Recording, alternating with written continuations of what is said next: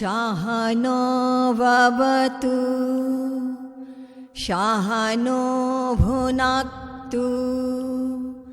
सह वीर्यङ्करिवावहे तेजस्विनावधीतमस्तु मा विद्विषावहे ॐ शान्ति शान्ति शान्तिः।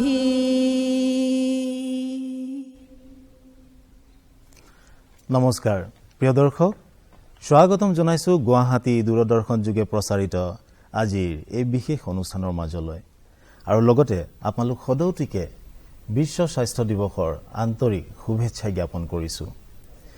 প্ৰিয় দৰ্শক, আমি প্ৰত্যেকে জানো যে স্বাস্থ্যই হৈছে পৰম ধন, আৰু সেইকাৰণে যিকোনো ক্ষেত্ৰতে আমি সদায় নিজৰ স্বাস্থ্যৰ প্ৰতি সচেতন হ'ব লাগে। আপোনালোকে চাই আছে এই অনুষ্ঠানৰ পোনপটীয়া সম্প্ৰচাৰ। আজিৰ আমাৰ আলোচনাৰ মাজত যদি আপোনালোকে ভাগ ল'বলৈ বিচাৰে তেন্তে টেলিফোন যোগে আমাৰ সৈতে পোনপটীয়াভাৱে কথা পাতিব পাৰে। আমাৰ ফোন নম্বৰ আপোনালোকৰ টিভি ছেটৰ স্ক্ৰীনত। প্ৰিয় দৰ্শক, আমি প্ৰত্যেকে জানো প্ৰতি বছৰে আজিৰ এই বিশেষ দিনটোতে 7 এপ্ৰিল তাৰিখে গোটেই বিশ্বজুৰি পালন কৰা হয় বিশ্ব স্বাস্থ্য দিৱস। আজিও আমি এই সম্পৰ্কে বা স্বাস্থ্য সম্পৰ্কে বা ৰোগ সম্পৰ্কে তেনে বহু কথা পাতিম। আৰু কথা পাতিবলৈ আজি ষ্টুডিঅ'ৰ মজিয়াত আমাৰ সৈতে উপস্থিত আছে কেইবাগৰাকীও বিশেষজ্ঞ। আহক এইখিনিতে তেখেতসকলৰ সৈতে পৰিচয় কৰাই দিছো। আজি আমাৰ মাজত উপস্থিত আছে গুৱাহাটী চিকিৎসা মহাবিদ্যালয়ৰ বুকু ৰোগ বিভাগৰ বিভাগীয় মুৰব্বী ডাক্তৰ যোগেশ শৰ্মা ডাঙৰীয়া। স্বাগতম জনাইছো আপোনাক। লগতে উপস্থিত আছে যোগ বিশেষজ্ঞ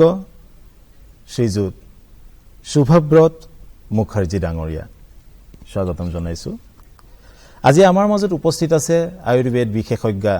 ডাক্তৰ জেউতি ৰাণী দাস। লগতে উপস্থিত আছে হোমিওপেথি বিশেষজ্ঞা ডাক্তৰ লি কাৰ্ছ।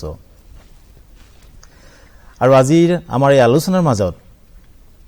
একেলগে সহযোগ কৰিব আমাৰ তিনিগৰাকী অতিথি। আপোনালোক তিনিওগৰাকীকে আন্তৰিক স্বাগতম জনাইছো এই বিশেষ অনুষ্ঠানৰ মাজলৈ। আপোনালোককো একেলগে স্বাগতম জনাইছো, যিহেতু আমি প্ৰত্যেকে জানো যে আজিৰ এই দিনটোতে গোটেই বিশ্বজুৰি পালন কৰা হয় বিশ্ব স্বাস্থ্য দিৱস, নহয় জানো? যিহেতু আমাৰ মাজত আজি উপস্থিত আছে মুখাৰ্জী ডাঙৰীয়া, তেন্তে আমি আগবাঢ়িছো প্ৰথম আপোনাৰ ওচৰলৈকে জানিবলৈ বিচাৰিছো যোগ সম্পৰ্কে। ধন্যবাদ। মই যোগৰ যিটো তাৎপৰ্য সেইটো বুজোৱাৰ আগতে মই আমাৰ যোগৰ মেইন যিটো সূৰ্য নমস্কাৰ, আমাৰ ভাৰতীয় সনাতনৰ বা ভাৰতীয় যোগ দৰ্শনৰ যিটো মেইন, সেইটোৰ লৈ আমি ষ্টাৰ্ট কৰিম। তো মোৰ লগতে অনিতা দে বাইদেউ আছে। তেখেত সূৰ্য নমস্কাৰৰ যিটো 12টা ষ্টেপ বা 12টা আসন দি যিটো সূৰ্য নমস্কাৰ চবতকৈ পাৱাৰফুল আসন, সেইটো আমি আজি চাম। বাইদেউ যিটো মুদ্ৰাত আছে তাতে স্থিতি বুলি ক'লে আমি নমস্কাৰ মুদ্ৰা আৰু হাত দুটা জোৰ কৰি থিয় হোৱা, দিছ ইজ স্থিতি বুলি কয় সূৰ্য নমস্কাৰত। একমত আমি হাত দুটা ওপৰত ষ্ট্ৰেইট উঠাম, বেণ্ড বেক কৰিম। এইটো এটা আসন, এইটোত আমাৰ কঁকালৰ বিষ ভাল হয়। আৰু আমি দুয়েত ছেকেণ্ড মুদ্ৰাত যাম, ছেকেণ্ড ষ্টেপ। এইটোত মূৰটো আঁঠুত লাগে, হাত দুটা ভৰিৰ দুয়োফালে থাকে। এইটোত কি হয়, আমাৰ মেমৰিত মূৰতে ব্লাডৰ যিটো ফ্ল'টো বাঢ়ি যায়, এইটো কাৰণে কনচেনট্ৰেশ্যন লেভেলটো আৰু মেমৰি পাৱাৰটো বৰ ডেভেলপ কৰে এইটো মুদ্ৰাত। ত্ৰিনিত দুটা হাতৰ মাজত ৰাইট ভৰিটো থাকিব, লেফ্ট ভৰিটো বেক চাইডত থাকিব। এইটো অশ্ব সঞ্চালন বুলি কয়। এইটো আমাৰ মাজতে এলাৰ্টনেছটো বঢ়ায়, এলাৰ্টনেছটো আনে। চতুৱাৰী, দুটা ভৰি বেক চাইডত, পুৰা বডি ষ্ট্ৰেইট। এইটোক তুলাসন বুলি কয়। Tulasana means balance. Balance is the yoga. যেটো আমি যিকোনো কামত যদি আমি নিজক বেলেঞ্চ ৰাখিব পাৰোঁ তেতিয়া আমাৰ লাইফৰ সাকসেস আহে। এই আসনৰ মাজেদি সেই বেনিফিটটো আমাৰ পাওঁ আমি। তাৰপিছত পঞ্চ হ'ল শশাংক আসন। এইটোত আমাৰ ফেটছ কমায়, আমাক ৰিলেক্স কৰে, আমাৰ মাজত যিটো টেনশ্যন আছে সেইটো দূৰ কৰে। দেন ষঠত আমাৰ বুকু দেন ফৰহেড লাগিব, পাছফালে নিটো মাটিত লাগি থাকিব। এইটো ষষ্ঠাংগ প্ৰণাম বুলি কয়। এইটো surrender to God, surrender to everywhere. আমি যদি নিজক চাৰেণ্ডাৰ কৰিব পাৰোঁ তেতিয়া আমাৰ মাজত যিটো ইগ' বা আমাৰ মাজত যিটো ষ্ট্ৰেছ আছে, ষ্ট্ৰেছটো কি হৈ যায়, ৰিলিজ হৈ যায়। এই মুদ্ৰাৰ মাজত সেই বেনিফিটটো আমি পাওঁ। দেন সপ্ত হ'ল ভুজংগাসন। ভুজংগাসনত কঁকালৰ বিষ ভাল হয়। ভুজংগ মিনছ সাপ। সাপে যেনেকা আমি দেখিলে লাঠি দি মাৰিব যাওঁ, কিন্তু সাপে যেতিয়া আমাক খেদি আহে, উঠি আহে, আমি ভয় খাওঁ। এই আসনৰ মাজেদি আমি নিজক প্ৰটেক্ট কেনেকৈ কৰিম, সমাজৰ নিজৰ পৰিবাৰক, নিজৰ পৰিবাৰক, ৰাষ্ট্ৰক আমি বেয়াৰ পৰা কেনেকৈ প্ৰটেক্ট কৰিব পাৰিম, সেই ফিলিংছটো আমাৰ মাজতে এইটো আসনত আনে। অষ্টত আমি নাভিত চাওঁ। এইটো পৰ্বত আসন বুলি কয়। পৰ্বত হ'ল ধীৰ স্থিৰ। যিমান ধুমুহা হওক, যি হওক, পৰ্বত কেতিয়াও লৰচৰ নকৰে। এই আসনৰ মাজেদি আমাৰ জীৱনত যিমান ধুমুহা হওক, যিমান প্ৰব্লেম আহক, আমি চব ফেচ কৰিবৰ কাৰণে আমাৰ মেণ্টেল গ্ৰোথটো আনি দিয়ে এইটো আসনে। দেন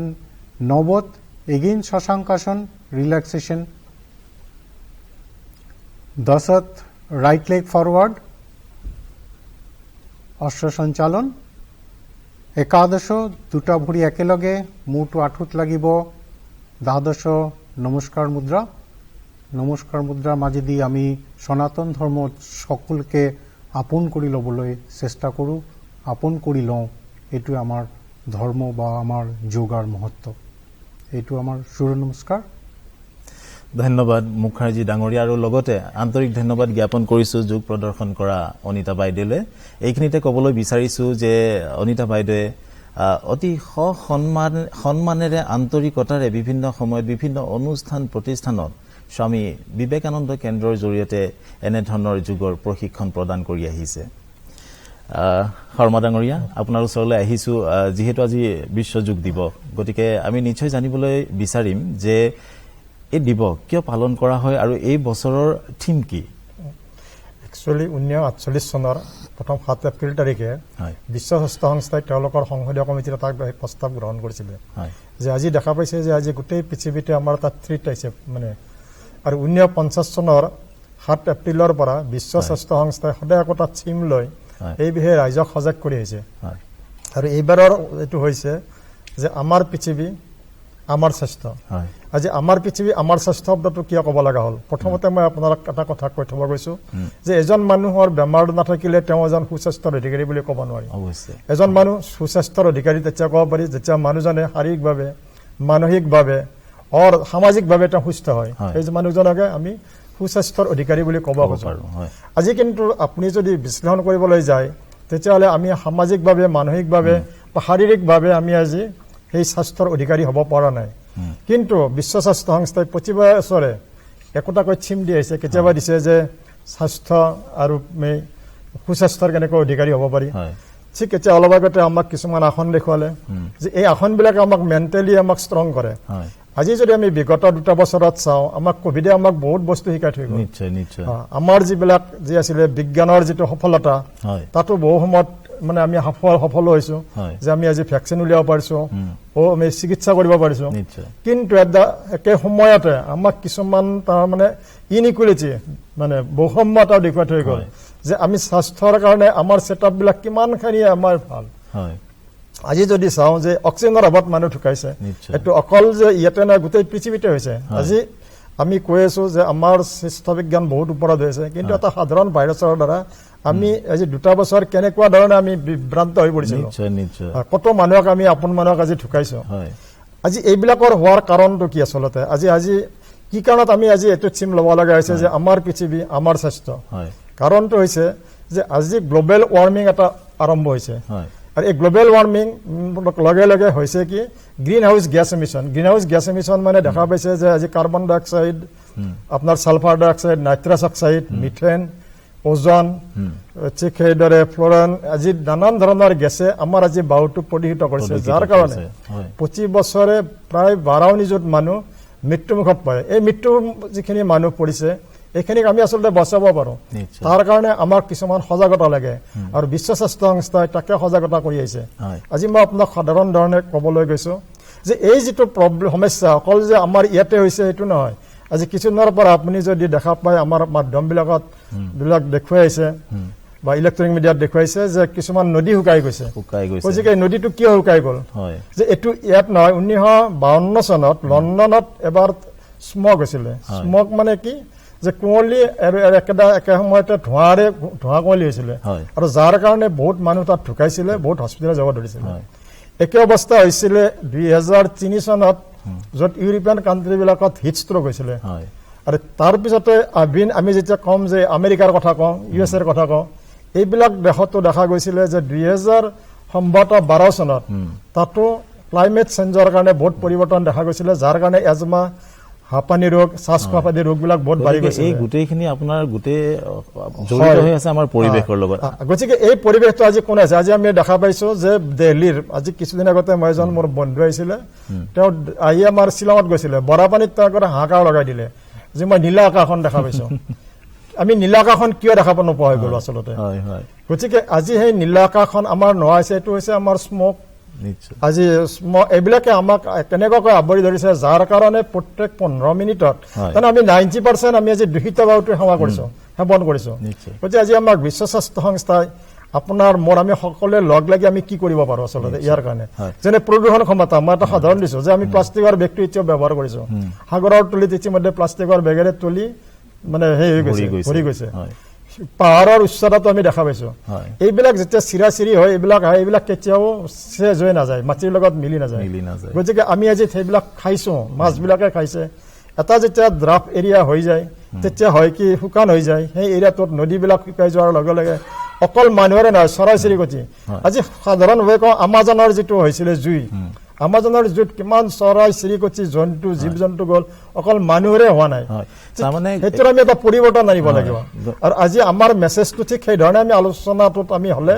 নিশ্চয় উপকৃত হ'ম বুলি মই ভাবো নিশ্চয় শৰ্মা ডাঙৰীয়া আমি আৰু আহিম আপোনাৰ ওচৰলৈ আহিছো আমাৰ মুখাৰ্জী ডাঙৰীয়াৰ ওচৰলৈ আমি প্ৰত্যেকেই জানো যে যোগ হৈছে এক আমাৰ জীৱন পদ্ধতি নহয় জানো আৰু আমাৰ জীৱনত যোগৰ এক সাংঘাতিক অৰিহণা আছে বুলি আমি ক'ব পাৰো বৰ্তমান সময়ত গতিকে যোগ সম্পৰ্কে আপুনি কি ক'ব বিচাৰে বা যোগ কিয় কৰা উচিত আমাৰ যেটো শাস্ত্ৰ বুলি ক'লে আমি ভাবো যে ডক্টৰ বা মেডিসিন হেলথ এইটো কথা কিন্তু শাস্ত্ৰটো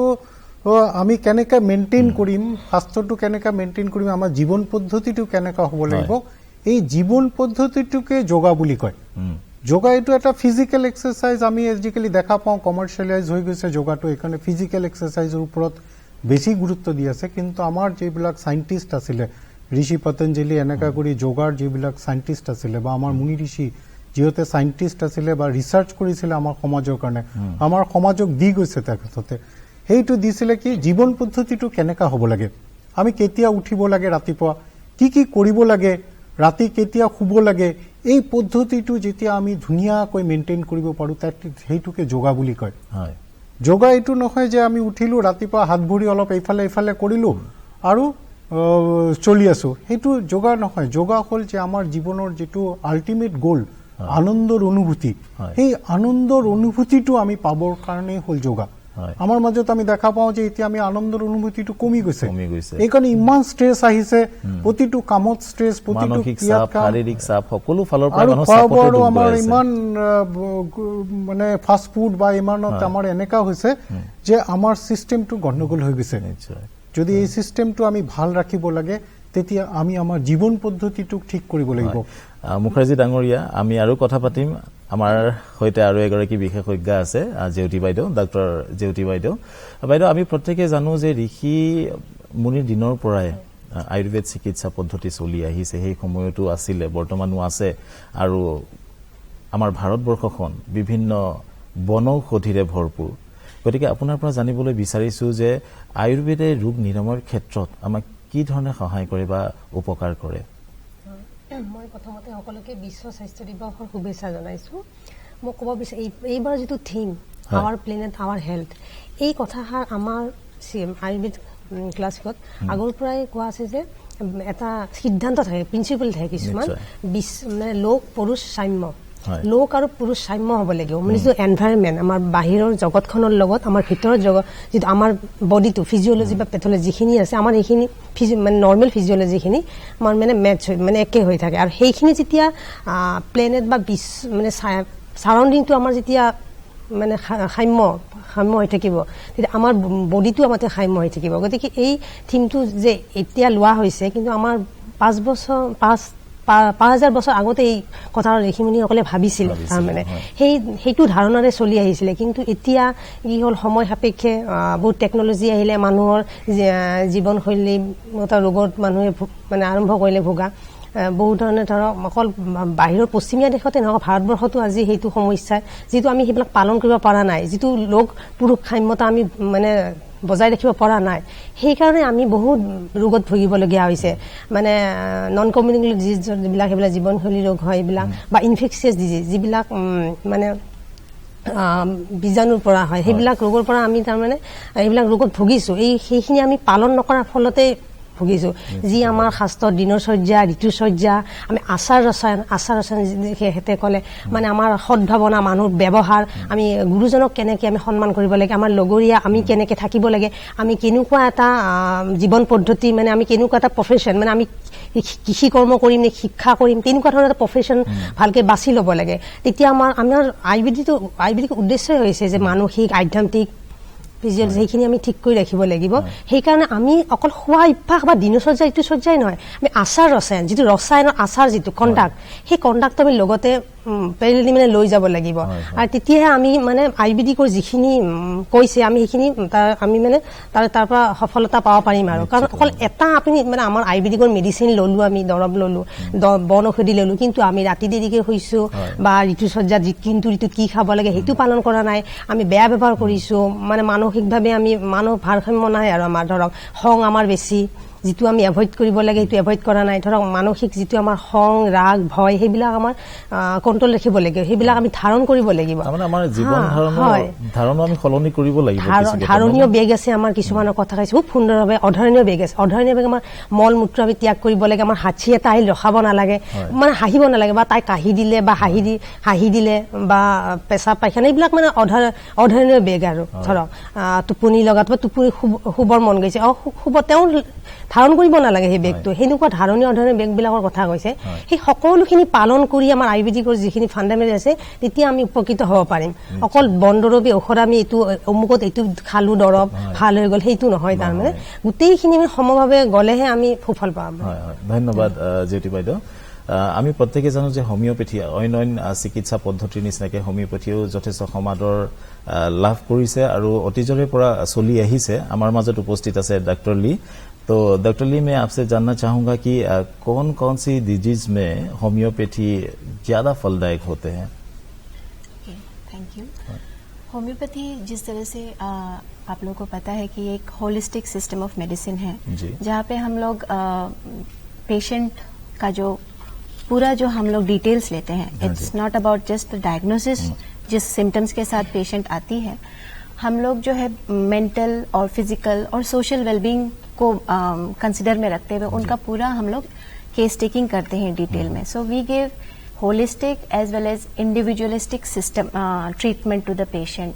तो इस हिसाब से जब हम लोग एक डिजीज कंडीशन पे ये नहीं बोल सकते कि homeopathy works only for chronic diseases या होम्योपैथी वर्क्स ओनली फॉर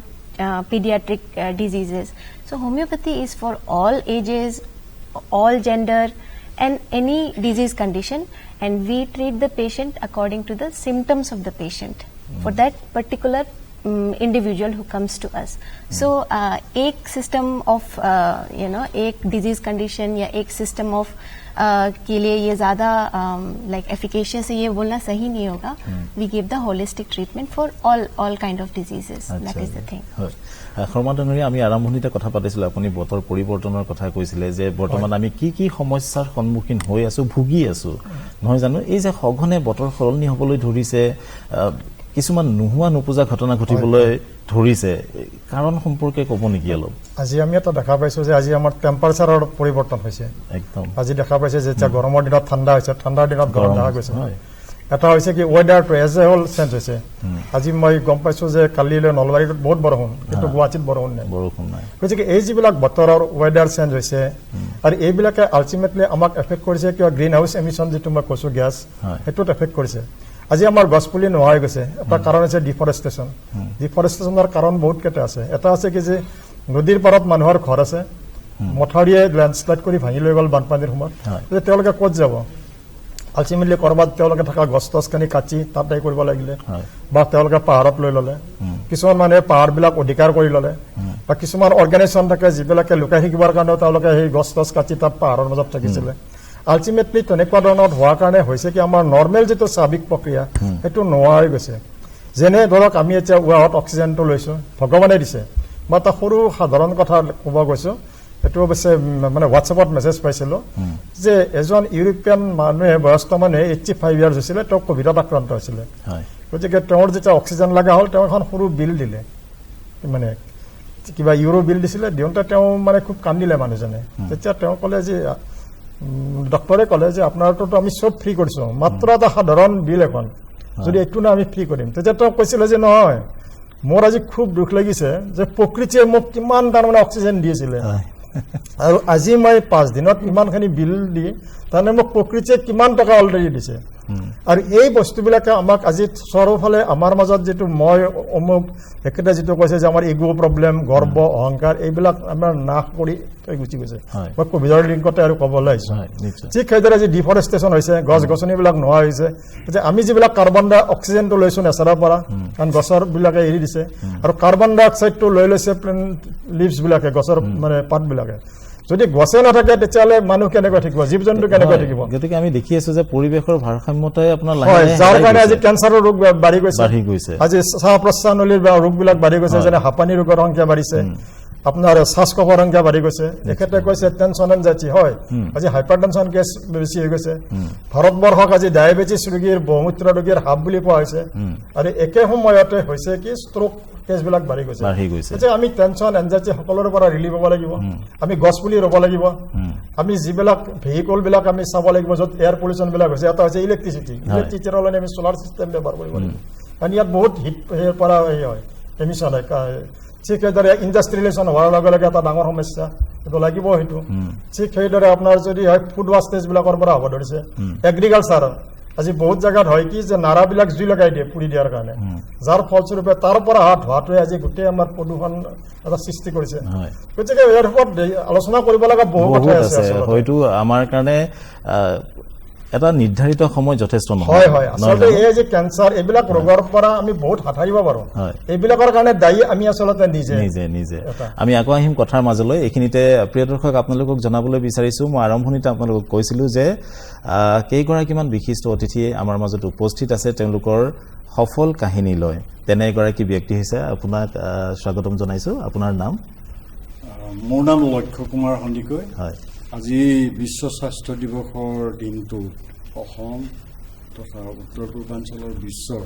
প্ৰতিজন ৰোগী আৰু নিৰোগী ব্যক্তিৰ মই সুস্বাস্থ্যৰ কামনা কৰিছোঁ ধন্যবাদ গতিকে আপোনাৰ এই সফল কাহিনীৰ বিষয়ে ক'ব নেকি নিশ্চয়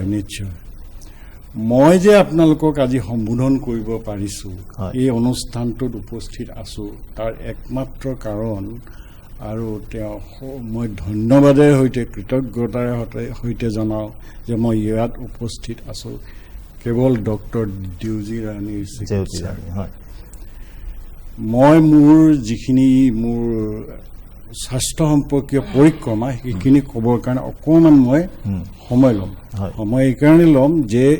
মোৰ দৰে ৰোগীসকলে কি ধৰণৰ পৰিক্ৰমাৰে আগবাঢ়ি যাবলগীয়া হয় আৰু কেনেকৈ সফলতা লাভ কৰিব পাৰে মই সেয়া মোৰ নাম লক্ষ্য কুমাৰ সন্দিকৈ মই পেছাত এজন সাংবাদিক তথা গুৱাহাটী উচ্চ ন্যায়ালয়ৰ অধিবক্তা 2019 চনত মই অকস্মাত ফুটপাথেদি গৈ থাকোঁতে মোৰ মূৰ ঘূৰা তো মই বহি দিলোঁ আৰু সেই অনুক্ৰমে মই গৈ ডক্টৰৰ ওচৰ পালোঁ মেডিচিন তেওঁলোকে মোৰ ব্লাড প্ৰেছাৰ বুলি কৈ ব্লাড প্ৰেছাৰৰ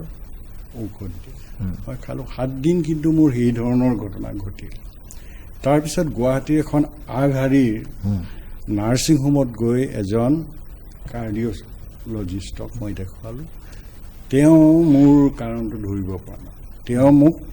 ব্লাড পৰীক্ষা কৰিব। তেতিয়া তেওঁ মোক ক'লে যে আপোনাৰ ব্লাডত কিন্তু লিভাৰৰ প্ৰব্লেম হৈছে যেন লাগিছে। তেতিয়া তেওঁ মোৰ লিভাৰ অৰ্থাৎ যকৃতৰ মোৰ টেবলেট দিলে। মই এমাহ 1.5 মাহ মই খুব খোজকাঢ়োঁ কাৰণে সুন্দৰকৈ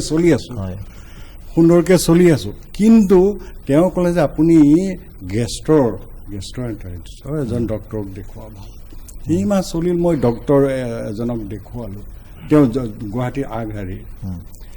তেওঁ মোক স্বাস্থ্য পৰীক্ষা কৰিলে, কৰি তেওঁ ক'লে যে আপোনাৰ লিভাৰৰ অলপমান সমস্যা আছে। সমস্যাটো লিভাৰটো আপুনি মানে ড্ৰিংকছ কৰে নেকি? মই বোলো মই মুঠেও নকৰোঁ। তো মই তেতিয়া তেওঁক ক'লোঁ যে মোৰতো একো বেয়া লগা নাই। তাৰপিছত তেওঁ লিভাৰৰ মোৰ যথেষ্ট পৰিমাণে ঔষধ দিলে। তেওঁ ক'লে আপোনাৰ ফাইব্ৰ'চিছ হ'ব পাৰে। ফাইব্ৰ'চিছ আপুনি কি পৰ্যায়ৰ মাজেৰে বা কেনেকৈ গৈ আপুনি আয়ুৰ্বেদিক মই কৈ আছোঁ। মই সেই পৰিক্ৰমাটো মই আমাৰ যিসকল দৰ্শক মোৰ দৰে পেচেণ্ট তেখেতসকলৰ কাৰণে মই এইখিনি নিশ্চয় আমি আপোনাৰ কথাৰ মাজত আহিম। আকৌ আমি আমাৰ বিশেষজ্ঞৰ ওচৰলৈ আহিছোঁ। আপুনি কি পদ্ধতিৰে আয়ুৰ্বেদ প্ৰতিষ্ঠান পালেগৈ আমি পুনৰ কথা পাতিম। আহিছোঁ আমাৰ মুখাৰ্জী ডাঙৰীয়াৰ ওচৰলৈ যে আমি ৰোগ এটা হ'লে আমি ডাক্তৰৰ ওচৰলৈ যাওঁ, চিকিৎসা কৰোঁ, ৰোগৰ পৰা উপশম পাওঁ, কিন্তু যোগে আমাৰ ৰোগ উপশমৰ ক্ষেত্ৰত কিবা সহায় কৰে নেকি? হয়, আমি যেটো মই প্ৰথমে কৈছিলোঁ যে আমি যেটো দেখিলোঁ যে আমাৰ যেটো টেনশ্যন, সেই টেনশ্যনৰ পৰাই আচলতে আমাৰ সব ৰোগৰে ষ্টাৰ্টিং হয়, টেনশ্যনৰ পৰা।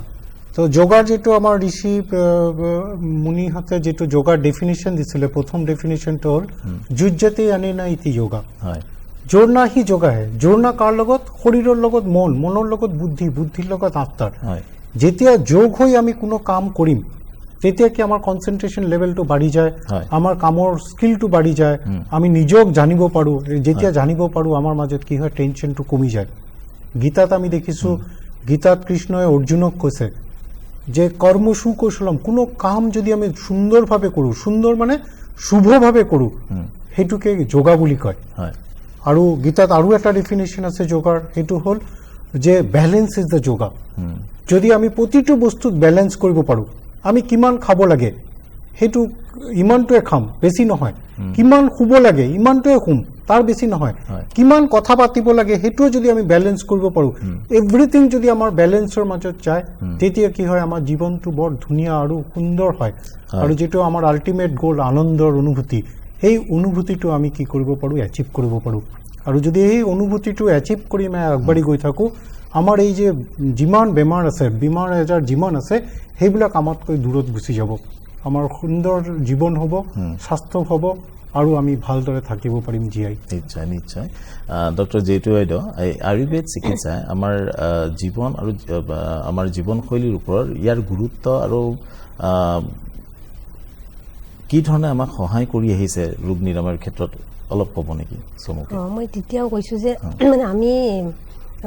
জীৱনশৈলী ৰোগৰ পৰা হাত সাৰিবৰ বাবে আমাক যিখিনি আমাৰ দৈনন্দিন কাৰ্য, ঋতু বা আচাৰ ৰসায়ন, সেইখিনি পালন কৰিব লাগিব। আৰু যেতিয়া আমি ধৰক আমাৰ খোৱাৰো কিছুমান ৰুল আছে, আমি কোনখিনি সময়ত কিমান খাব লাগিব, কেনেকৈ খাব লাগিব, কিমান ধৰক খাওঁতে কথা পাতিব নালাগে, ধৰক হাঁহিব নালাগে, আমি একদম পেট পূৰাই একদম খাব নালাগিব, অলপ হ'লেও খালী ৰাখিব লাগিব ষ্টমাকটো। বা তাৰপিছত এতিয়া ধৰক কিছুমান আৰ্থ্ৰাইটিছৰ প্ৰব্লেম হয়, আমাৰ মানে আয়ুৰ্বেদিক শাস্ত্ৰৰ মতে কিহৰ কাৰণে কৈ আছোঁ, মানে খালে মানে কি হয়, আমাৰ ধৰক হজম হ'ব লাগিব। গতিকে আমি হজম নহওঁতে আমি আজিকালি কি কৰোঁ, লৰালৰিকৈ খাওঁ, থিয় হৈ খাওঁ, তাৰপিছত আমি পটককৈ গাড়ী চলাই গুচি যাওঁ, বা নিজৰ গাড়ী হওক বা প্ৰাইভেটে হওক, তেনেকুৱাকৈ আমি কি কৰোঁ, সোনকালে আমাৰ এতিয়া হজম হ'ব নাপায়। সেই হজম নোহোৱাৰ ফলত বা আমি যে তাৰপিছত আম হয়, আমাৰ আমৰ এইটো ভাল কনচেপ্ট আছে, আম হয়, তাৰপিছত আমি ধৰক জোৰত মানে যিটো গুচি গ'লোঁ বা হেৰি কৰিলোঁ, তেতিয়া কিন্তু বাত বৃদ্ধি হয়। সেই তেতিয়া আম বাত তেনেকুৱা ধৰণৰ বা আৰ্থ্ৰাইটিছৰ বেমাৰবিলাক হয়। সেইবিলাক ধৰণৰ জীৱনশৈলী ৰোগবিলাক আমাৰ এইবিলাক যে আমি পালন কৰা নাই, খোৱাৰ বা ৰাতিপুৱাৰ পৰা গধূলিলৈকে, যে দিনত শুব নালাগে, আমাৰ গ্ৰীষ্ম ঋতুৰ বাহিৰে দিনত শুব মানা। আৰু বহুতে ভাবে যে আয়ুৰ্বেদ চিকিৎসা পদ্ধতি এক মন্থৰ প্ৰক্ৰিয়া, লাহে লাহে যেন ই কাম কৰে, সুফল দিয়ে, এই ক্ষেত্ৰত আপুনি কি ক'ব? এতিয়া ধৰক কৈছোঁ যে ইমাৰ্জেঞ্চিৰ ক্ষেত্ৰত আমি অলপ পিছ পৰিয়ে আছোঁ মানে তথাপিও কিছুমান এনেকুৱা নহয় যে সকলো মানে খুব লাহে লাহে হয় বেছিভাগ লাহে লাহে হয় তথাপিও কিছুমান আমাৰ ধৰক ঘাঁ চাহ শুকোৱা বা তেনেকুৱা ধৰণৰ আমাৰ যিটো অম্লপিত্তৰ ৰোগ থাকে এনেকুৱা ধৰণৰ ৰোগবিলাকতো আমাৰ সোনকালে ঠিক হৈ যায় বা জ্বৰ জাতীয় যিবিলাক আমাৰ একিউট ডিজিজবিলাক আমাৰ সেইবিলাকো আমাৰ সোনকালে ভাল হয় এতিয়া মানুহৰ ধৰক সেই এৱাৰনেছৰ হেৰি হৈছে সজাগতাৰ খুব মানে অভাৱ হৈছে সেইটোৱে डॉक्टर ली मैं जानना चाहूँगा कि होम्योपैथी जो ट्रीटमेंट है इस ट्रीटमेंट में बहुत लोगों के मतलब अंधविश्वास भी रहते हैं है ना ये बात सही है शायद लोग अंधविश्वास करते हैं तो क्या कहेंगे इसके बारे में homeopathy say related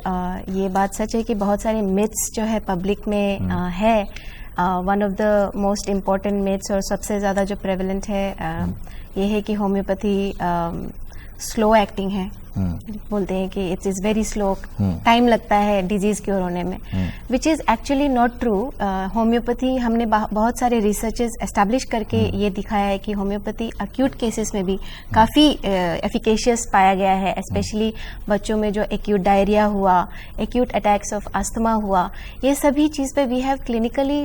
and by research we have proven that homoeopathy is really efficacious हमारे काउंसिल में ही हमने बहुत सारे स्टडीज़ किए हैं जहाँ पे एक्यूट कंडीशंस को भी होम्योपैथी ने काफ़ी अच्छी तरह से कंट्रोल किया है और क्योर किया है and so it is not true that homeopathy is only for chronic cases or homeopathy is slow in action. It is not true. It depends on the disease condition जो आपके पास है. Acute conditions में भी it is equally efficacious. And again there are myths कि homeopathy जो है it is इसमें कुछ नहीं है सिर्फ ये मीठी गोली है वो भी गलत है क्योंकि हमारा जो व्हीकल बोलते हैं जो हम मेडिसिन डिस्पेंस करने के लिए यूज़ करते हैं शुगर ग्लोब्यूल्स वो एक कॉमन जो हमारा व्हीकल है माध्यम है बट हमारे उस पर हमने डिफरेंट मेडिसिन हम लोग सही यूज करते हैं मुखर्जी डांगरिया आमार अनिता বাইদেউ আছে আমি আৰু এটি যুগ চাবলৈ বিচাৰিছো আপুনি অষ্টাংগ যুগ সম্পৰ্কে কৈছিলে হয় হয় আমি যেটো দেখিছো মই প্ৰথমে কৈছো যে আমাৰ জীৱন পদ্ধতি আমাৰ মুনি ঋষি বিলাকৰ মাজতে যেতে যোগাৰ ওপৰত ৰিসাৰ্চ কৰিছিলে তেখেতৰ ঋষি পতঞ্জলি আৰু তেখেত যেটো ৰিসাৰ্চৰ থিসিস আমালৈ দি গৈছে হেতু হল যোগসূত্ৰ তো এই যোগসূত্ৰ তেখেতে আমাৰ জীৱন পদ্ধতিটোৰ ওপৰত কৈছে মই যেটো প্ৰথম কথাই কৈছিলো যে আমাৰ স্বাস্থ্য ভাল ৰাখিবৰ কাৰণে আমি এটা জীৱন পদ্ধতি জীৱন শৈলী এটা আমি কি কৰিব লাগে মেইনটেইন কৰিব লাগে তো ঋষি পতঞ্জলি যেটো অষ্টাংগ যোগৰ কথা কৈছে তাতে তেখেত কৈছে ইয়ম নিয়ম আসন প্ৰাণায়াম প্ৰত্যাহাৰ ধাৰণা ধ্যান সমাধি এই ইয়ম আৰু নিয়ম হল কিছুমান সংযম আমি কৰিব লাগে জীৱনত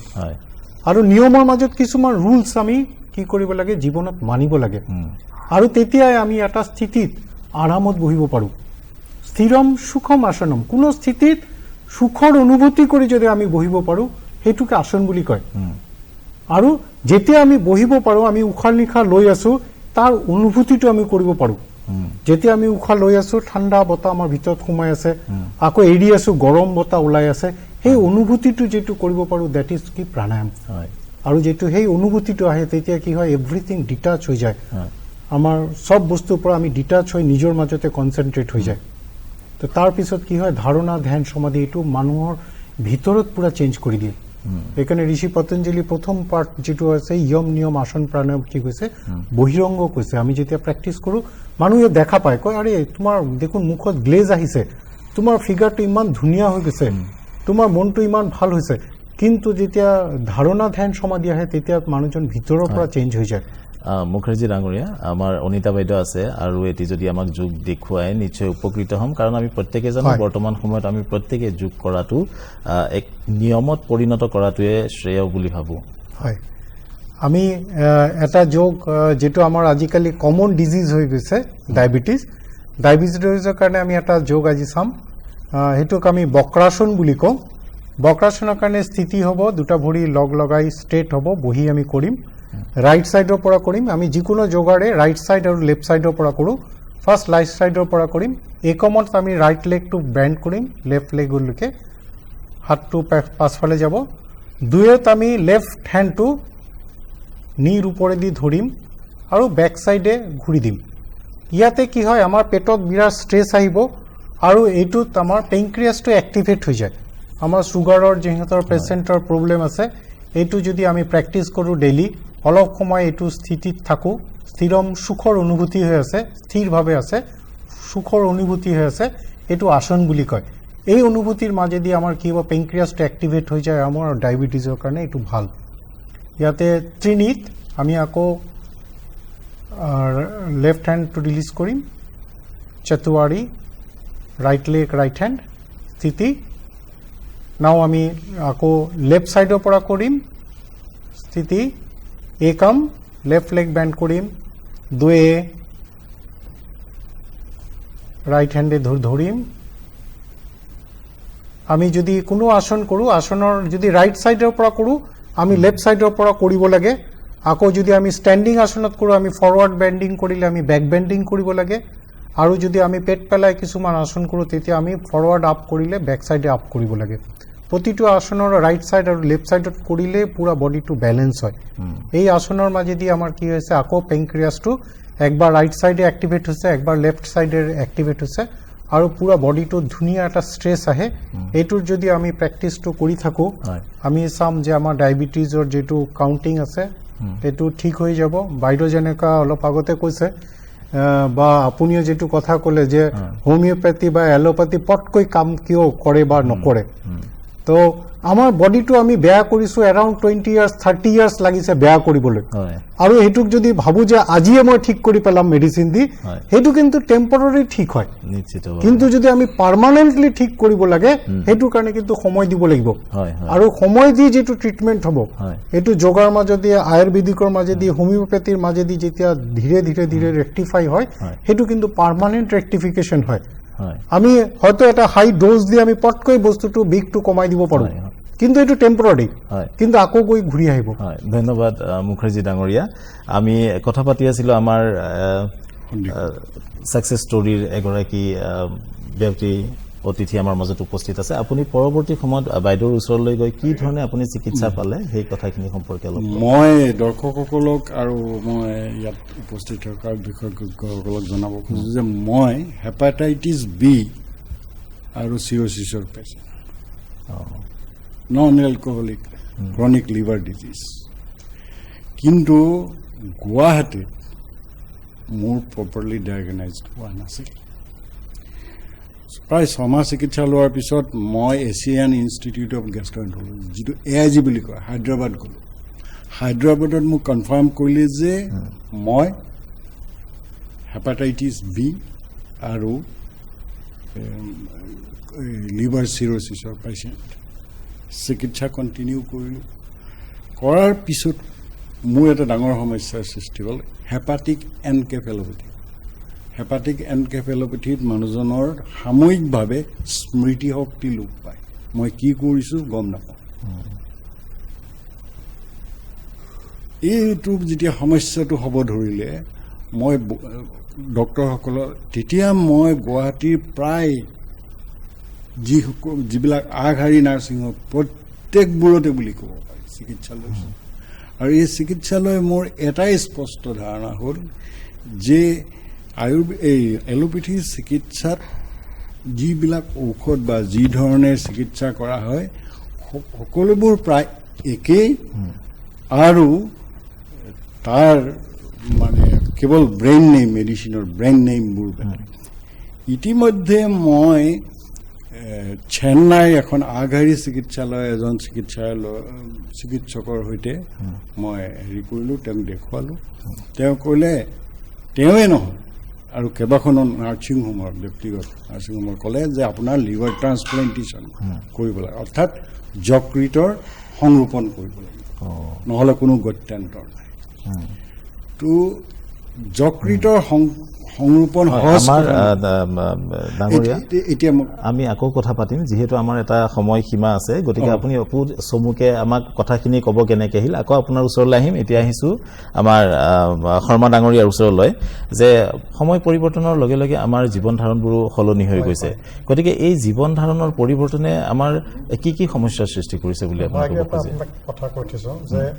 আমাৰ ভূতপূৰ্বৰ ৰাষ্ট্ৰপতি বৰাক ওবামাই এটা কথা কৈছিলে, কথাটো খুব মানে ডাঙৰ কথা, যে we are the first generation to face this climate. আজি যিটো আমাৰ ঋতু পৰিৱৰ্তন হৈছে, যে আমি the first generation, but we are the last generation to do something. তাৰমানে আমি হয়তো লাষ্ট জেনেৰেশ্যন, আমি যদি কৰি থৈ নাযাওঁ এইখিনি, তেতিয়াহ'লে আমাৰ পিছৰ জেনেৰেশ্যনবিলাকে ভুগি ফুৰিব। গতিকে আমি কি কৰিব লাগিব? মই ইতিমধ্যে প্ৰদূষণ মানে ইয়াৰ কথা কৈছোঁ, যে আমি কৈছোঁ যে গছ গছনি ৰুব লাগে খুব বেছিকৈ। এই ক্ষেত্ৰত দেখা পাইছোঁ যে এটা সময়ত আমাৰ মানুহবিলাকে মানে খৰিত ভাত ৰান্ধিছিলে, কিন্তু আজি আমাৰ উজ্জ্বল যোজনা মাননীয় প্ৰধানমন্ত্ৰীয়ে যিটো দিছে, তাৰ ফলত আমাৰ গেছ অহাৰ লগে লগে কিছু পৰিমাণে আমি তাৰ পৰা আহি পাইছোঁ। কিন্তু যেতিয়া ইণ্ডাষ্ট্ৰিয়েলাইজেশ্যনবিলাক হৈ গ'ল, তেতিয়া আমি নানান ধৰণৰ গেছত আৰু ভুগিব ধৰিলোঁ। মই ইতিমধ্যে কৈছোঁ ফুড ৱাষ্টেজ, গেছ ইণ্ডাষ্ট্ৰিয়েলাইজেশ্যন, এই সকলোবিলাকে আৰু ভেহিকুলবিলাক এটা ডাঙৰ সমস্যা আমাৰ হৈছে। সেইবিলাকৰ পৰা আমি আচলতে এতিয়া সমাধান বিচাৰিব লাগিব। সেই সমাধানবিলাক আমি কেনেকৈ কৰিম? যেনে আমি প্লাষ্টিকৰ বেগটো যদি ব্যৱহাৰ নকৰি, আমি যদি আজি আগত আমি কাপোৰৰ বেগ ব্যৱহাৰ কৰিছিলোঁ, আমি কাপোৰৰ বেগখন লৈ বজাৰ কৰিব নোৱাৰোঁ নে? নিশ্চয় পাৰোঁ। তেতিয়া প্লাষ্টিকটো বেয়া হৈ যাব, কাৰণ প্লাষ্টিকবিলাক কেতিয়াও চেজ হৈ নাযায়, পুৰিলেও তাৰ পৰা গ্ৰীণ হাউচ গেছ যিটো আমাৰ কাৰ্বন ডাই অক্সাইড, তাকটো আৰু নাইট্ৰাছ অক্সাইডটো আৰু ডেঞ্জাৰাছ। আজি ওজন লেয়াৰটো মানে হৈ গৈছে। ভগৱানে আমাক চব দিছে, তেখেতে কৈছে যে আমাক এটা সুন্দৰ লাইফ দিছে, ভগৱানে পৃথিৱীখন সুন্দৰভাৱে ক্ৰিয়েট কৰিছে। আজি ওজন লেয়াৰত বহুত বস্তু তাতে ফিল্টাৰ হৈ গুচি আহিছে, কিন্তু সূৰ্যৰ আজি ওজন লেয়াৰতো আমাৰ মানে হৈ গৈছে, ডেমেজ হৈছে, যাৰ কাৰণে সূৰ্যৰ ৰশ্মিবিলাক আমাৰ কৰি নানান ধৰণৰ বেমাৰ, ছালৰ বেমাৰবিলাক আৰম্ভ হৈছে। আৰু ইয়াৰ কাৰণে কেঞ্চাৰ বেমাৰৰ কথা কৈছোঁ, ষ্ট্ৰকৰ কথা কৈছোঁ, যে টেনচন, এনজাইটি, য'ত যোগৰ আজি যথেষ্ট ৰোল এটা আছে, আৰু যাক আজি গোটেই পৃথিৱীয়ে ভাৰতৰ ফালে চাইছে তাৰে বাবে। গতিকে এই ধৰণৰ সেই ক'ব লাগিলে আমি ট্ৰি প্লান্টেশ্যনৰ ইনভাইৰনমেণ্টটো আমি কেনেকৈ ভাল কৰিব লাগিব, সেই মানে বাৰ্তাটো আমাৰ যাব লাগিব। আমি প্ৰত্যেকে আমাৰ গাড়ীখন ব্যৱহাৰ কৰাতকৈ আমি যদি পাব্লিক ভেহিকলটো ভাল হয়, তেতিয়াহ'লে আমি তাত বেছি হেৰি কৰিব পাৰোঁ। আৰু তাৰ কাৰণে চৰকাৰীভাৱে হওক বা আমাৰ ছ'চিয়েল যিবিলাক সংগঠন আছে, সামাজিক সংগঠন, সেইবিলাকৰ এটা ডাঙৰ যায়। এট দ্য ছেইম টাইম কমাৰ্চিয়েলাইজেশ্যন, এই ছাইডটো আমি চাব লাগিব। গতিকে গোটেইখিনি আপোনাৰ ডিপেণ্ড কৰে আমাৰ পৰিৱেশৰ ওপৰত, নহয় জানো? মুখাৰ্জী ডাঙৰীয়া, যিহেতু যুগ সম্পৰ্কে আমি বহুত কথা জানো বা এতিয়াও গম পাইছোঁ, আসনৰ সম্পৰ্কে গম পাইছোঁ, আৰু ইয়াৰ প্ৰয়োজনীয়তা আমাৰ জীৱনত কিমান, সেই সঁচাকৈ ভাবিলে শ্ৰদ্ধাৰে উপচি পৰে। গতিকে যিহেতু অনিতা বাইদেউ আমাৰ সৈতে উপস্থিত আছে, আৰু এটি যুগ আমি চাবলৈ বিচাৰিছোঁ। আমি এতিয়া চাম এটা আসন, আমি কঁকালৰ বিষৰ কাৰণে আমি চাম ভুজংগাসন। ভুজংগাসনত আমি পেটটো পেলাই শুব লাগে, পুৰা ষ্ট্ৰেট আমি থাকিব লাগে। আমাৰ মেক্সিমাম মানুহৰ আজিকালি কামৰ কাৰণে কণ্টিনিউ বহি থকাৰ কাৰণে কি হয়, শ্লিপ ডিস্কৰ প্ৰব্লেম বা কঁকালৰ বিষৰ প্ৰব্লেম হয়। যদি এইটো প্ৰব্লেমৰ পৰা আমি ভাল পাব লাগে, তো আমি ভুজংগাসনৰ প্ৰেক্টিছটো যদি আমি কৰোঁ, তাত আমি কঁকালৰ বিষটো বিৰাট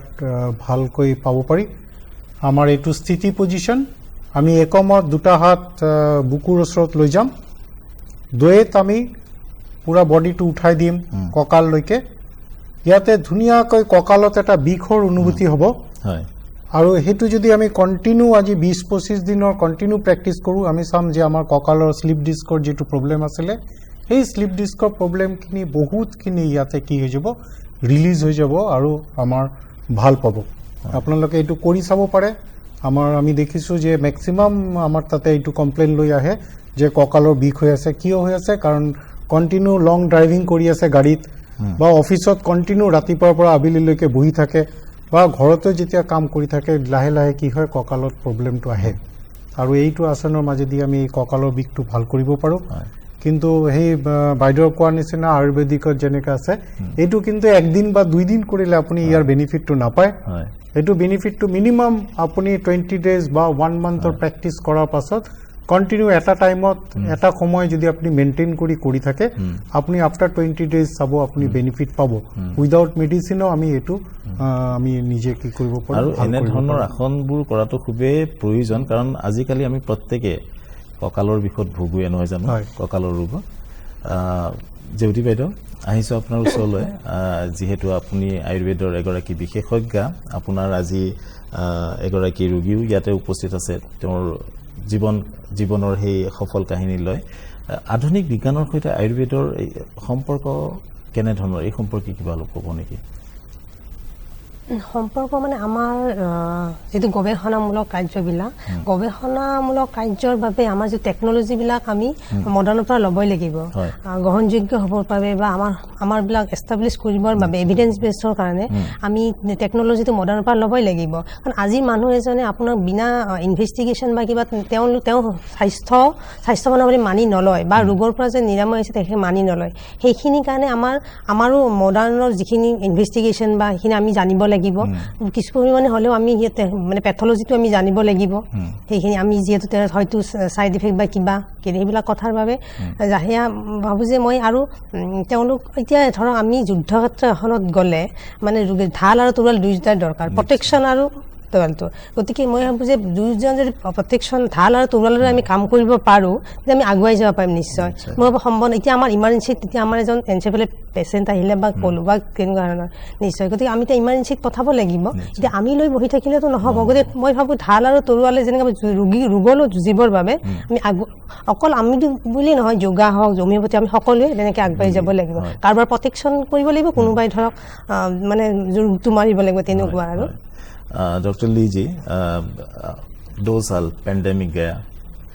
और किस परिस्थिति में हम आगे बढ़ रहे हम सभी जानते हैं है ना तो कोविड-19 में होम्योपैथी का रोल क्या है कोविड-19 में हमने आयुष मंत्रालय से जो गाइडलाइंस निकले थे उसके हिसाब से हमने arsenic album 30 as homoeoprophylactic for कोविड-19 जो हमने एक इम्यून बूस्टर के माध्यम में हमने ऑल ओवर इंडिया हमने डिस्ट्रीब्यूट किया and during the first wave and the second wave as well arsenic album 30 under Azadi Ka Amrit Mahotsav हमने all over the states all over India different states में थ्रू हमारे डिफरेंट इंस्टीट्यूट्स ऑफ काउंसिल और educational institutes and any other voluntary NGOs और local communities के through हमने homeopathic prophylactic arsenic album 30 distribute किया उसके साथ साथ ही ये तो हमने प्रिवेंशन के लिए हमने कोविड-19 के प्रिवेंशन के लिए एक होम्योपैथिक एस्पेक्ट किया but other than that also हमने mild to moderate cases of कोविड-19 में भी काफ़ी हॉस्पिटल्स के साथ कोलैबोरेट करके और अपने इंस्टीट्यूट्स में भी हमने ट्रीटमेंट प्रोवाइड की एंड हमने आयुष हेल्पलाइन में भी हमने जनरल पब्लिक को आयुष हेल्पलाइन के थ्रू आयुष गाइडलाइंस के बारे बताया और टेलीमेडिसिन के थ्रू हमने बिकॉज वी ऑल नो कि पैंडमिक के समय physically attending the hospital was not possible तो हमने टेलीमेडिसिन के थ्रू भी पब्लिक को हेल्थ फैसिलिटीज देने के लिए अपना एफर्ट्स दिखाया बहुत बहुत धन्यवाद আপোনাৰ এই সফল কাহিনীটোৰ একেবাৰে শেষৰখিনি অতি চমুকে আপুনি জনাই দিয়ক এতিয়া কথা হ'ল কি মই পূৰ্বৰ কথাখিনি কণ্টিনিউ ৰাখি ক'ব খুজিছোঁ মোক যিহেতু যকৃতৰ সংৰোপণ অৰ্থাৎ লিভাৰ ট্ৰান্সপ্লান্টেশ্যনৰ কথা ক'লে আৰু খুব এক্সপেন্সিভ অতি খৰচী এটা বস্তু যিটো মোৰ কাৰণে সম্ভৱ নহয় তেতিয়া মই ভাবিলোঁ যে মৃত্যু অৱধাৰি কি কৰা যায় অল্টাৰনেটিভ কি অল্টাৰনেটিভৰ কাৰণে মোৰ এজন বন্ধুৰ তাত তেওঁ ইনফৰমেশ্যন দিলে যে এটা ৰিচাৰ্চ চেণ্টাৰ আছে আয়ুৰ্বেদৰ ৰিচাৰ্চ চেণ্টাৰলৈ আপুনি যাব মই গ'লোঁ ডক্টৰ জেউতি ৰাণী দাসক লগ ধৰিলোঁ আয়ুৰ্বেদিক চিকিৎসা আৰম্ভ আৰু মই গৌৰৱেৰে সৈতে কওঁ যে তেওঁৰ চিকিৎসাত মই আজি আপোনালোকৰ মাজত আছো আৰু আপোনালোকৰ সৈতে কথা পাতি আছো অৱশ্যে মই এডিশনালি এটা কাম কৰিছিল মই কৈ ললে ভাল পাতিম আমাৰ টেলিফোন এটা আহিছে আমি ধৰি লৈছো হেল্ল' কোনে কৈছে আপুনি আৰু আপোনাৰ প্ৰশ্নটি আমাক জনাও হেল্ল' হয় আপুনি কোনে কৈছে কৰ পৰা কৈছে আৰু প্ৰশ্নটি আমাক চমুকে জনাও হেল্ল' আপোনাৰ টিভি সেটৰ ভলিউমটো অলপ কমাই ললে হয়তো মোৰ প্ৰশ্ন আপুনি ভালকে শুনিবা আপোনাৰ নাম কৰ পৰা কৈছে আপোনাৰ প্ৰশ্নটি আমাক চমুকে জনাও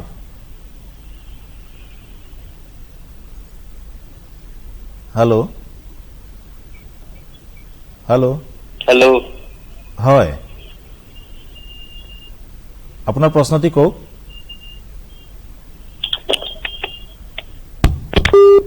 সংযোগ বিচ্ছিন্ন হৈ গৈছে তেওঁ হয়তো চেষ্টা কৰিছিলে হয় আপোনাৰ কাহিনী মই ডক্টৰ জ্যোতিৰাণী দাসৰ আয়ুৰ্বেদিক যিটো চিকিৎসা লৈ আছিলোঁ লগতে মই এটা কাম কৰিছোঁ খুব চিনচিয়াৰলি মই যোগাসন কৰিছোঁ আমাৰ হয় মুখাৰ্জী ডাঙৰ খুব চিনচিয়াৰলি মই যোগাসন কৰিছিলোঁ মই এতিয়া হেপাটাইটিছ বি মুক্ত আৰু মোৰ যকৃতে কাম সুন্দৰ কাম এইটো আশাৰ বতৰা এটা আনিছে নহয় জানো খুব সুন্দৰ গতিকে এই অনুষ্ঠানতে বিশ্ব স্বাস্থ্য দিৱসৰ দিনটোত মই ডক্টৰ জ্যোতিৰাণী দাসক আনুষ্ঠানিকভাৱে মোক কৃতজ্ঞতা জনাইছোঁ অকল মোৰ নহয় মোৰ পৰিয়ালটোৰ হয় ধন্যবাদ সঁচাকৈ খুব ভাল লাগিল আপোনাৰ এই সফল কাহিনী শুনি আৰু আমি যথেষ্ট আনন্দিত হৈছোঁ আজি আপোনাক আমাৰ মাজত পাই আমি পুনৰ উভতি গৈছোঁ আমাৰ আলোচনাৰ মাজলৈ শৰ্মা ডাঙৰীয়া যিহেতু আপুনি এগৰাকী বুকু ৰোগ বিশেষজ্ঞ গতিকে এই বুকু ৰোগৰ লগত বতৰ হওক বা আমাৰ পৰিৱেশৰ হওক কি ধৰণৰ সম্পৰ্ক আছে মইতো ইতিমধ্যে ক'লো যে গ্ল'বেল ৱাৰ্মিঙৰ লগে লগে যিটো আজি গোলকীয় যিটো উত্তাপ হৈছে আজি আমি গ্ল'বেল এই কথা ভাবিছোঁ গ্ল'বেলাইজেশ্যনৰ কথা ভাবিছোঁ আমি কিন্তু আমি সুন্দৰ গ্ল'বেল ভিলেজ আমি কিয় সৃষ্টি কৰিব নোৱাৰোঁ গতিকে আজি আমাৰ সেইটোৰ খুব প্ৰয়োজনীয়তা আহি পৰিছে মইতো কৈছোঁ যে পৃথিৱীৰ বিভিন্ন প্ৰান্তত আজি যিবিলাক সমস্যা দেখা দিছে আমাৰ মাজত গতিকে আজি আমাৰ সেইটোৰ খুব যথেষ্ট মানে প্ৰয়োজনীয়তা আহি পৰিছে আজি মই কৈছোঁ এজমা হাঁপানী বা শ্বাসকফ ৰোগবিলাক আজি বাঢ়ি যাবলৈ ধৰিছে টেনশ্যন এনজাইটিৰ কাৰণে ষ্ট্ৰ'ক কেঞ্চাৰ বেমাৰ বাঢ়ি যাব ধৰিছে কাৰণ তাৰ কাৰণে ধৰক আজি বিশ্ব স্বাস্থ্য সংস্থাই মই কৈছোঁ যে তেওঁলোকে সজাগ দি আহিছে মাজে মাজে যে তেওঁলোকে 31 মেৰ দিনটো যে সদায় পজিটিভ কথা কয় সিদিনা তেওঁলোকে নিগেটিভ কথা কৈছে ন' স্মকিং ডে ধূমপান কৰিব নালাগে গতিকে এতিয়া কথা হৈছে কি যে আমি কি ধৰণে এই সমস্যাবিলাকৰ পৰা গোলকীয় উত্তাপটো আমি কমাব পাৰোঁ আজি আপুনি গম পাইছে যে উত্তাপ আমাৰ যেতিয়া গৰমৰ দিনবিলাক আহি থাকে আমাৰ মানুহবিলাকে কয় কি যে ড্ৰেইনত নি পেলাই বস্তুবিলাক পেলাই দিয়ে যাৰ ফলত পানীবিলাকৰ ষ্টেগনেশ্যন হয় মহবিলাকে ব্ৰিডিং কৰে আৰু যাৰ কাৰণে মেলেৰিয়া ডেংগু আদিৰ নিচিনা বেমাৰবিলাকো বাঢ়ি যায় গৈছে গতিকে মই এটা কথাই ৰাইজলৈ খুব ডাঙৰকৈ অনুৰোধ জনাম যে আমি নিজে প্ৰথমতে এজন ভাল হিউমেন বিং হ'বলৈ চেষ্টা কৰিব লাগে আমাৰ শিক্ষাই আমাক সেইটো দিয়া নাই মই এটা মানে সৰু কথা এটা মোৰ খুব লাইনত লাগে যে দ্বিতীয় বিশ্বযুদ্ধৰ সময়ত এজন সৈনিকে কৈছিলে এটা কথা যে তেওঁ কৈছিলে যে আমি চব শিকিলো কিন্তু আমি মানুহ হ'ব নিশিকিলো কাৰণ মই এই যুদ্ধখনত দেখা পালো যে আমি পাৱাৰৰ কাৰণে যুদ্ধ কৰিছো দ্বিতীয় বিশ্বযুদ্ধৰ এজন সৈনিকৰ পৰা কৈছে হয়তো অলপ পিছতে ময়ো মৰি যাম অপজিশ্যনৰ সৈন্যক মাৰিলে আমি উৎসাহিত হৈ পৰিছো কিন্তু মই এজন মানে কোৱালিফাইড মানুহ ঠিক সেইদৰে এই অস্ত্ৰবিলাক যোনে ক্ৰিয়েট কৰিছে সেইবিলাক এজন ইঞ্জিনিয়াৰ তেওঁলোকে সেইটো মানুহৰ কল্যাণৰ কাৰণে নকৰিলে কিয় তেওঁ কৈছে যে চিকিৎসক বা এইবিলাকতো দেখা পাইছিলোঁ যে অপজিশ্যনতকৈ তেওঁলোকে নিজৰ মানুহখিনিৰ পৰা আগে চায় যিখন দেশৰ তেওঁলোক হয় আৰু আমি সৈনিকবিলাকে ইজনক সিজনক মাৰি আমি উৎসাহ পাইছোঁ বা আমাৰ যিবিলাক অথৰিটি কণ্ট্ৰলিং অথৰিটি তেওঁলোকে উৎসাহ পাইছে কিন্তু প্ৰত্যেকজনে শিক্ষিত গতিকে যি শিক্ষাত মানৱীয়তা নাই সেই শিক্ষাৰ কি ভেলু আছে আজি আমি সেই শিক্ষাৰ ফালে আমি গৈছোঁ নেকি সেইকাৰণে মোৰ প্ৰত্যেকৰ যে আমি এটা মানুহ প্ৰথমে এজন ভাল মানুহ হ'ব লাগিব ভাল মানুহ এজন হ'লে মই সেইকাৰণে এজন সুন্দৰ গ্ল'বেল ভিলেজ আমি চবেই পৰিকল্পনা কৰিব লাগিব আৰু সেইদৰে আমি মই কৈছোঁ যে গছ পুলি দিয়া চ'লাৰ আমাৰ যিটো সেইবিলাক আমি বেছি ব্যৱহাৰ কৰিব লাগিব ইলেক্ট্ৰিচিটিৰ কাৰণে আমি অনিয়মত কিছুমান কাম কৰি ফুৰিব নালাগে যেনে মই কৈছোঁ যে বেগটো লৈ পেলাই আমি বজাৰতো কৰোঁ আৰু ঠিক সেইদৰে আজি খাদ্যবিলাকতো দেখা পাইছে যে অৰ্গেনিক ফুডৰ কাৰণে আমি যে হাহাকাৰ কৰি ফুৰিব লগা হৈছে যাৰ কাৰণে আজি এটা আন এটা মানে আমাৰ মুভমেণ্টৰ প্ৰয়োজন হৈ গৈছে যে চব বস্তুতে হৈছে কি কেৱল মানে আৰ্টিফিচিয়েল আমি যদি জিকাটোৱে কিনিব যাওঁ যিয়ে কিনিব নাযাওঁ তাতে কিছুমান আৰ্টিফিচিয়েলিজিম আহিছে ঠিক সেইদৰে আমাৰ যিবিলাক বিভেৰেজ আছে সেইবিলাকতো একে হৈছে ফাষ্টফুডবিলাক খাই আমাৰ অবেচিটি বাঢ়িছে শকত হৈ যাব ধৰিছে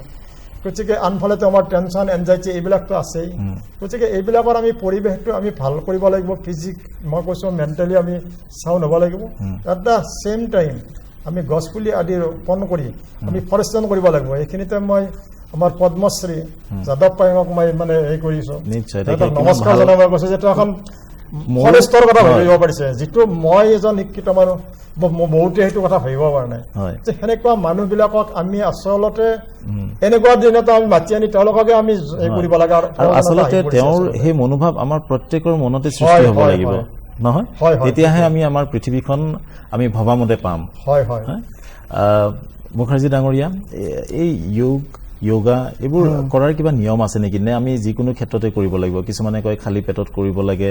ইয়াৰ কিবা তেনেকুৱা ধৰণৰ নীতি নিয়ম আছে নেকি হয় মই যেটো ক'লো এইটো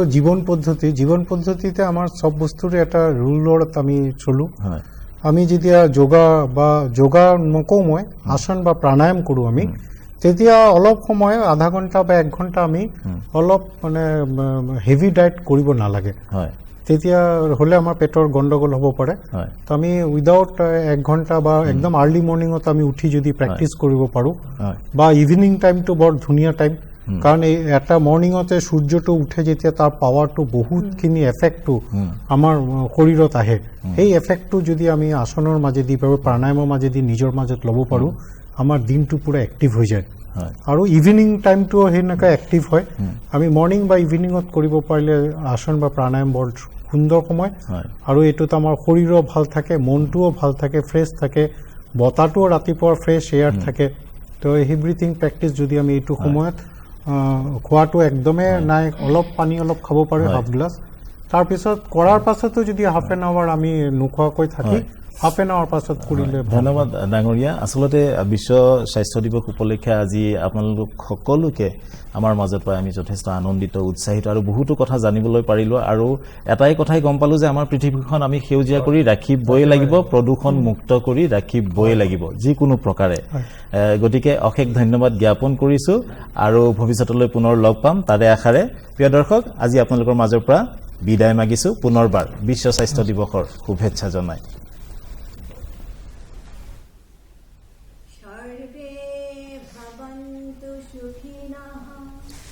सर्वे सन्तु निरामयः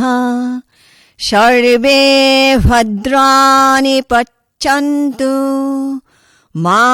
कच्चित् दुःखभाग् भवेत् ॐ शान्ति शान्ति शान्तिः